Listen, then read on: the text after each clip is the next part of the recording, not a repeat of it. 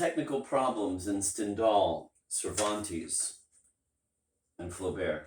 Double mediation gradually devours and digests ideas, beliefs, and values, but it respects the outer shell. It leaves a semblance of life. This secret decomposition of values drags with it the language in which they are supposedly reflected.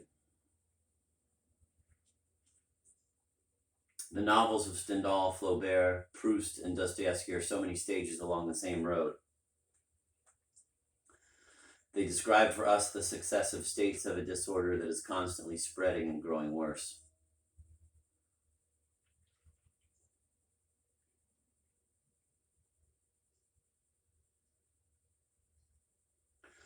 But since these novelists have at their disposal only the one language which is already corrupted by metaphysical desire and by definition incapable of being used to reveal the truth, the revelation of this disorder presents complex problems.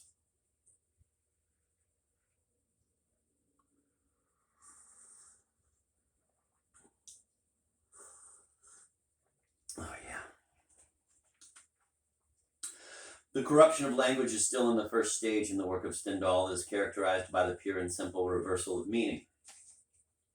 We have seen, for instance, that after that time in the distant past when the two coincided, the spiritual and the social sense of the word noble became contradictory. The Veneto never recognizes this contradiction. He talks as if a perfect harmony still existed between things and their names. He talks as if the traditional hierarchies reflected in the language were still real. Thus, he never realizes that there is more true nobility among commoners than among aristocrats, and more high-mindedness in the philosophy of the Enlightenment than in ignoble ultracism. By remaining faithful to outdated categories and to a fossilized vocabulary, Stendhal's Veneto can fail to perceive the real distinctions among men and multiply those which are unreal and abstract.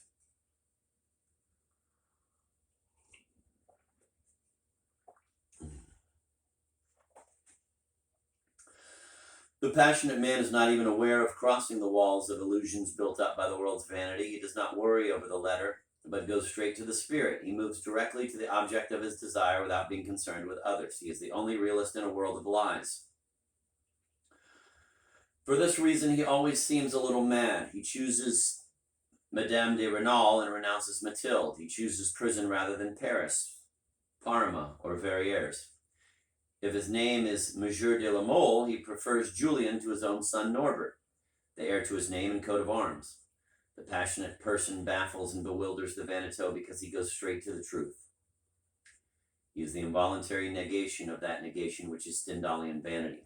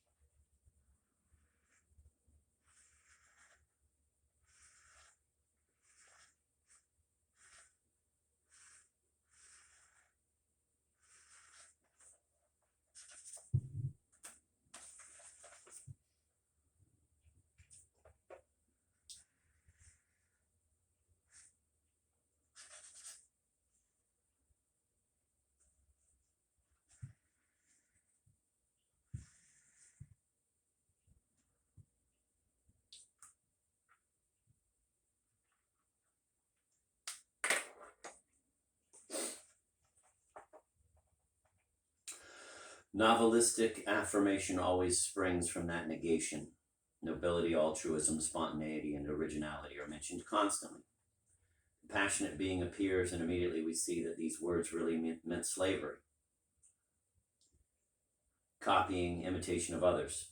Julian's inner smile reveals the artificiality of Monsieur de Renal's conversion to liberalism. Inversely, the crude sarcasms of the citizens of Verrières bring into relief Madame de Renal's solitary superiority. The passionate being is the arrow which points the direction in a topsy-turvy world.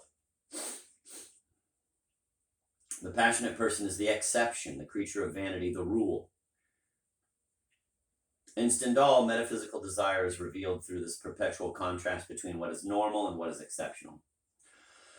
The method is not original. It is common to Cervantes and Stendhal. In Don Quixote too, we find this contrast between normal and exceptional, but the roles are different. Don Quixote is the exception and the dumbfounded spectators are the rule.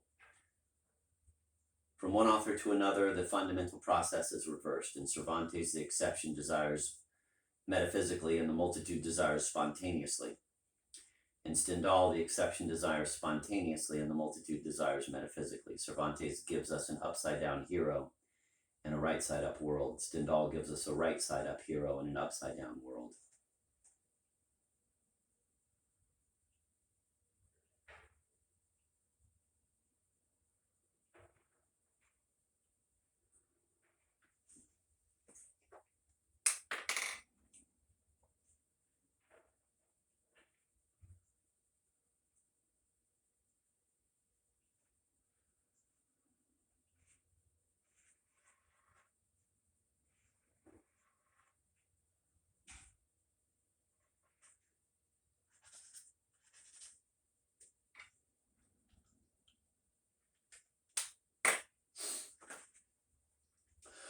We must not, however, credit these methods with an absolute value. The contrast between normal and exceptional does not create a gulf between the characters in Don Quixote. Let us say only that a triangular desire always appears in Cervantes against a background of ontologically healthy desire.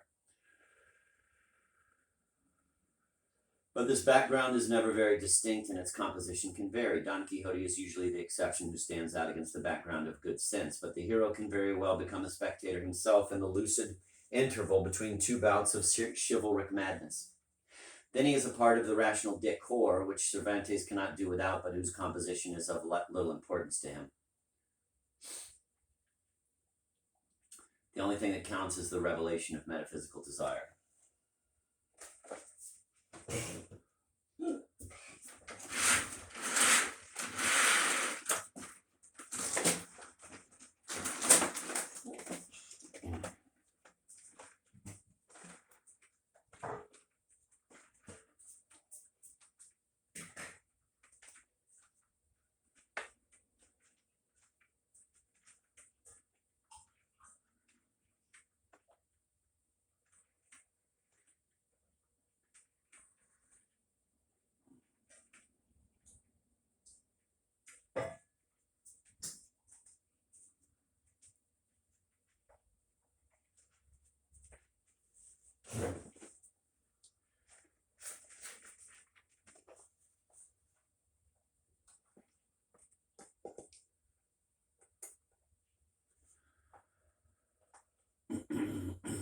When he stands behind Don Quixote, Sancho provides by himself the indispensable rational decor. This is why the romantics so despise him, but as soon as he comes to the foreground, the squire becomes the exception who again stands out against the collective good sense. Then it is Sancho's metaphysical desire which becomes the object of revelation. The novelist is a little like the hard-pressed director of a theatrical company who uses his actors as bit players in the intervals between their main roles.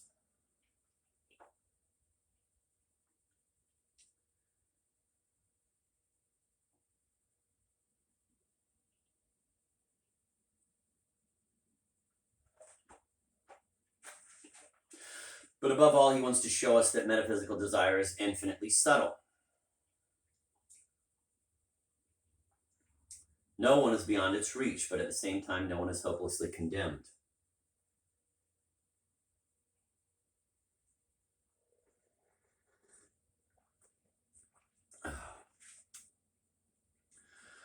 Beginning with the red and the black, Stendhal too applies this relativity in his novelistic contrasts. Although in principle the distinction between vanity and passion is radical, it does not allow a sharp division of people into clear-cut categories. As in Cervantes, one person can embody successively both ontological sickness and health.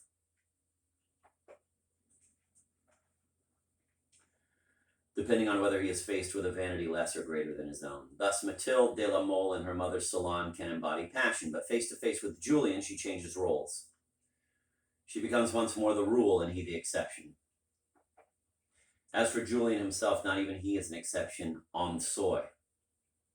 In his relations with Madame de Renal Excluding, of course, the last scenes, he embodies the rule and the exception.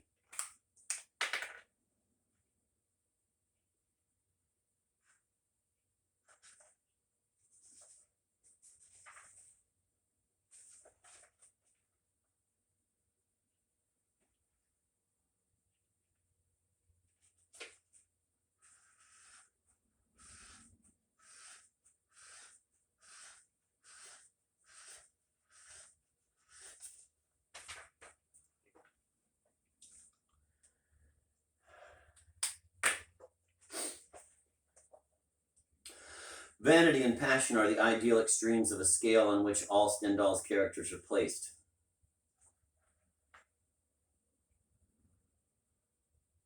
The deeper one is immersed in vanity, the closer the mediator is to his subject. Mathilde de la Mole, dreaming of her ancestor Boniface, and Julian, dreaming of Napoleon, are further from their mediator than the characters surrounding them are from theirs. The slightest difference of level between two characters permits a revealing contrast to be brought out. Most of Stendhal's scenes are built on such contrasts. To create a better effect, the novelist always underscores and emphasizes the oppositions.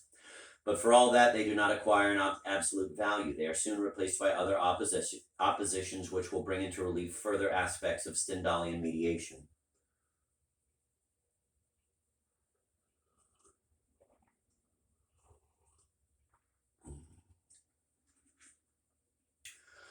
Romantic criticism isolates one contrast, and from that point one sees only that one. It insists on a mechanical opposition which determines for the hero either unqualified admiration or hatred. It transforms Don Quixote and Julian Sorel into absolute exceptions, champions of the ideal and martyred by those others who are all, we are to understand, equally intolerable.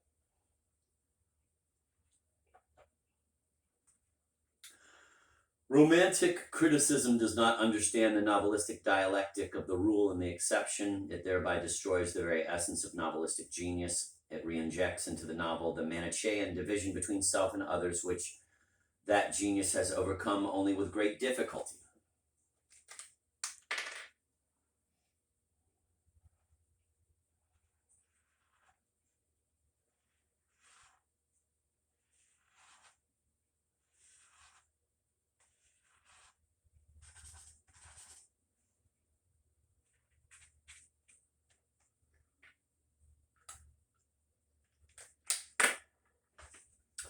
This mistaken perspective does not surprise us. The absolute opposition many readers desire to find at all costs in the novelistic masterpiece are typically romantic. We can always find Manichaeanism wherever internal mediation flourishes.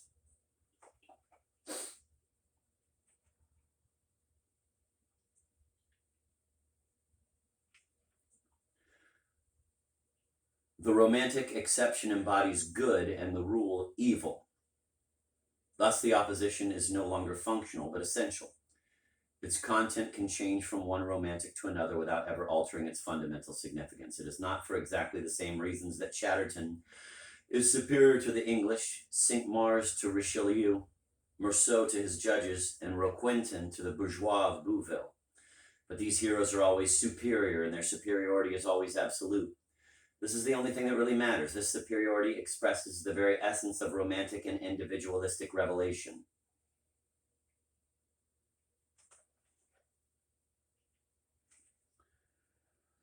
The romantic work is a weapon aimed at others. The roles of the English, Richelieu, the judges, and the bourgeois of Bouville are always played by the others. The author feels such a pressing need for justification that he is perpetually on the lookout for the exception. He feels you must identify himself as closely as possible with that exception against all other men, in the same way as Don Quixote believes every woman he meets along the way is being persecuted and so attacks the brothers, lovers, husbands, or faithful servants escorting them. Many readers are no different. It is precisely this sort of protection that the romantic exegetes have been giving Don Quixote ever since the 19th century. Turnabout is fair play. The critics see in Don Quixote a superb exception and blindly embrace his cause. On his behalf, they break lances with other characters in the novel and even with the author if need be, without once asking themselves what might be the significance of the exceptional for Cervantes. Thus, they do great wrong to a work whose champion they claim to be.